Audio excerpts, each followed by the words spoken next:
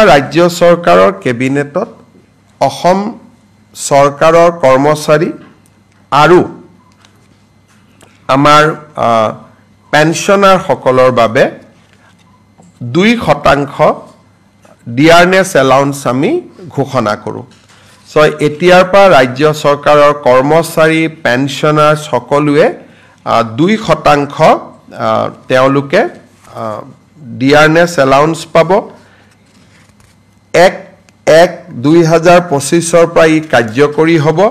আমি এই মাহৰ দৰমহাত বিহুৰ আগতে পোৱা দৰমহাত 2% দিয়ে সংলগ্ন কৰিম কিন্তু যেটো এৰিয়াৰ হেতু আমি এপ্ৰিল আৰু মে দুটা মাহত আমি তেওঁলোকক দিম আজি এটা কেবিনেটত সিদ্ধান্ত গ্ৰহণ কৰা হয় যে অহা প্ৰথম বহাগৰ পৰা চৰকাৰৰ যিমান ট্ৰান্সফাৰ অৰ্ডাৰ ওলাব পোষ্টিং ওলাব গাইডলাইনছ ওলাব ৰুলছ ওলাব ৰেগুলেশ্যন ওলাব নটিফিকেশ্যন ওলাব অফিচ মেমৰেণ্ডাম ওলাব এই গোটেইবিলাকতে ইংৰাজীৰ লগতে অসমীয়াও ইয়াত সংলগ্ন কৰিব লাগিব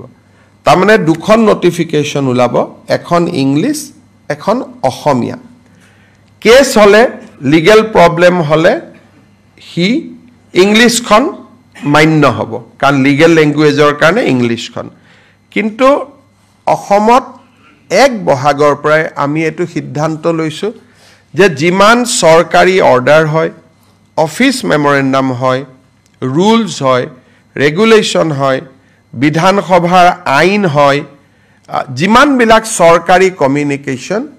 তাত ইংৰাজী লগতে এখন অসমীয়া প্ৰতিলিপিও সন্নিবিষ্ট কৰিব লাগিব ইংৰাজীখন থাকিব ইংৰাজী লগত অসমীয়া এটা কপি থাকিব বৰাক উপত্যকাত বেংগলী থাকিব বিটিআৰত বড়ো থাকিব অতিৰিক্তকৈ অৰ্থাৎ বৰাক উপত্যকাত বঙালী থাকিব বিটিএডিত বড়ো থাকিব আৰু সমগ্ৰ অসমতে ইংৰাজী আৰু অসমীয়া এই ব্যৱস্থাটো আজি কৰা হৈছে আৰু সদৌ অসম ছাত্ৰ সন্থাৰ লগত আমাৰ আলোচনা হৈছিল জাষ্টিস বিকে শৰ্মা কমিটিৰ এটো অনুমোদন আছিল ৰাজ্য চৰকাৰে অহা 1 এপ্ৰিলৰ পৰা কাৰ্যকৰী হোৱা কৰি 15 এপ্ৰিল 1 বহাগৰ পৰা কাৰ্যকৰী হোৱাকৈ ইয়াক ৰূপায়ণ কৰাৰ বাবে নিৰ্দেশ দিছে আমি সৰকাৰি অফিচাৰ সকলক কৈছো যে প্ৰথম অৱস্থাত ভাসিনী বুলি এটা এপ আছে যত অসমীয়া বড়ো বেংগলী তিনিটা ভাষাই উপলব্ধ হয় তাক ব্যৱহাৰ কৰক আৰু লাহে লাহে তেওঁলোকে নিজাকৈ লিখিব পৰা হৈ যাব